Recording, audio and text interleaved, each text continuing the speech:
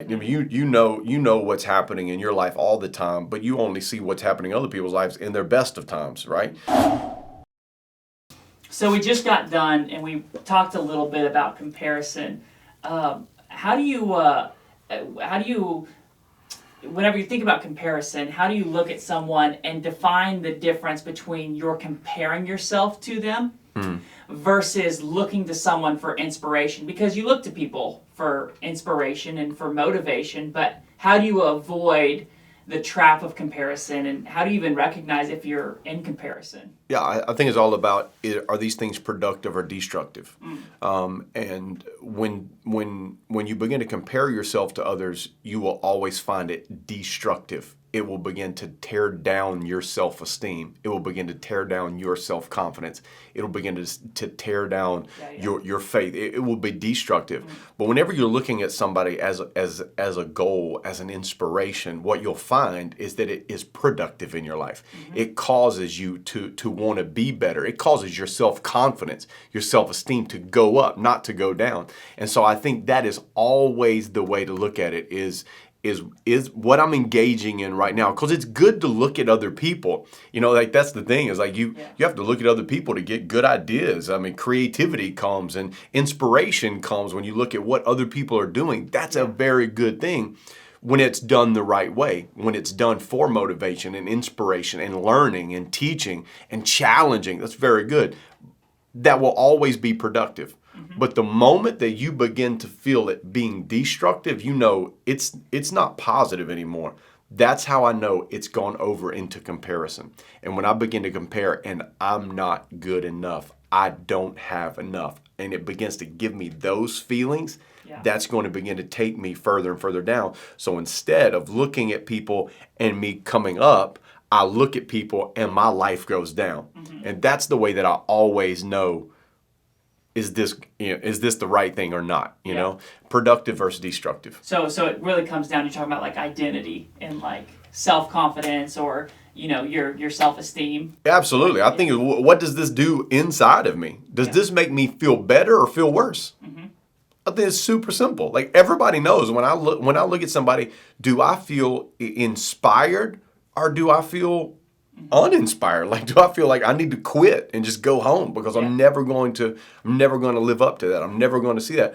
Or does it cause me to go, man, I want to believe for more. I can do more. I can achieve more. I can accomplish more. And I use it for that inspiration. So I mean, I think it's just very simple of like, what is this doing to the inside of me? Yeah. What about, because we live in we're like in the midst of this digital age, like technology has progressed and we are constantly bombarded with, on social media alone, Facebook, Instagram, TikTok, Snapchat, Twitter, everything is bombarding us with what everyone else is doing, how everyone else is, better at you.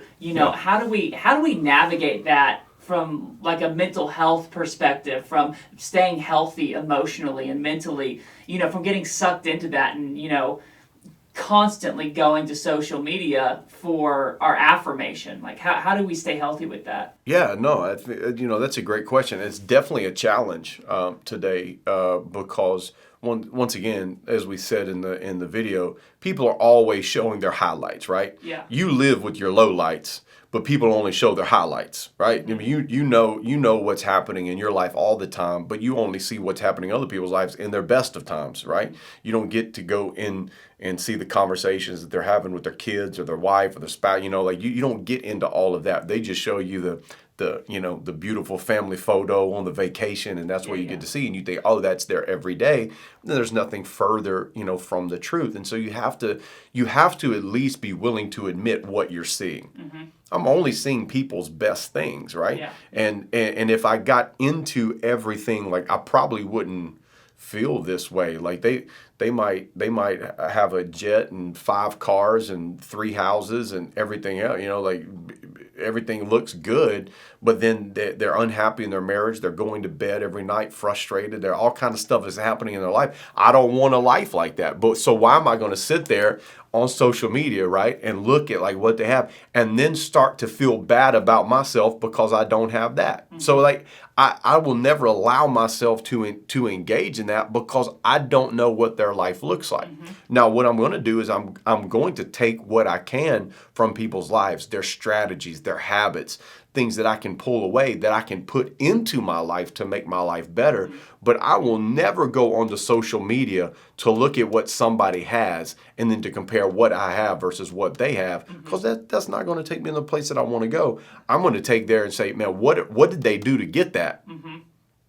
What are they writing in the captions about their work ethic, about their gratitude, about their strategies, what about their morning routines, about things that helped them get there, courses that they took, books that they read. That's what I'm always interested in. What got you to this place that really helped you?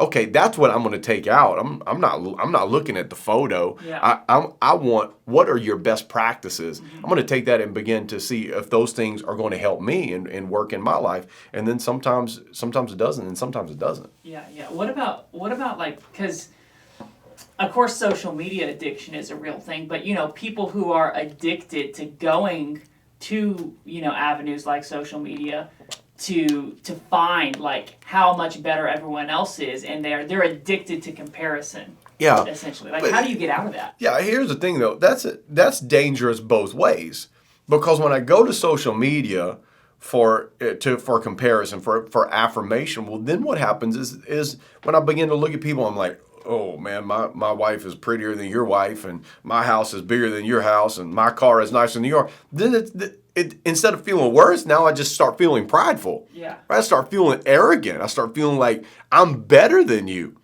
But no matter whether I feel worse or feel better, I don't want neither one of those things are going to produce the best for my life. Right? And so I don't want to live that way. I want to live as the best version of myself. So I can never go on to compare, because either way it's not going to turn out good. Whether I look and say, I'm better than you or you're better than me, that's not going to turn out good. All I want to know is I want to be the best I can be. And all I can do is take what I see from people who are successful and see what got you where you are, what can help me get to where I want to go. At the end of the day, that's it. Yeah. That's it. And then I think you have to understand, like, you're in process. Like, I mean, what are you, 29 years old? Yep. Right? Okay, when you look at somebody on social media who's 49, they've been running their business since they were 29. They're 20 years down the road of their business. Yeah. And you look at them like, man, look at all the stuff that they have, and look at their process, look at their revenue, look at what they're doing, look at how many locations they have, look at all that. Yeah, they are 20 years down the road. At 29, they were just getting started. Yeah. But we look at where they are now with, I'll never get there. They started at 29. Yeah. And we feel like we'll never get there, but we're not honest about what we see. We're not honest about the fact that it took them this journey. And whenever I can say, okay, what inspired them on their journey? What crafted that journey for them? What was it that took them where they were? I take that away and I use it for my journey. I don't compare where they are today versus where I am today. I want to take, how did you get there? And then I want to find what works for me and begin to implement those things. Yeah, that's good. It is.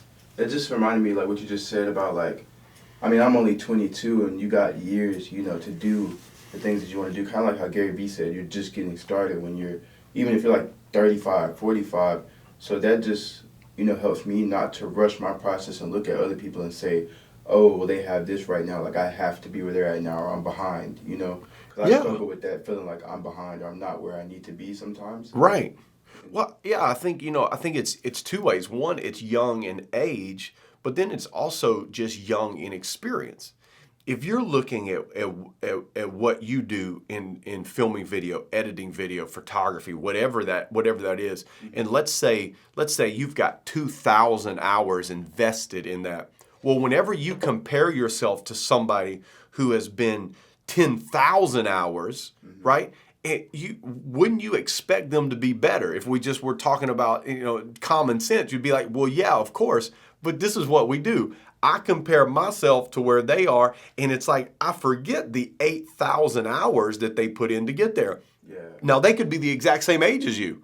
They could have started when they was 8, video editing and photography, right? I mean, so it's not just about age. It's also about the experience that I've had.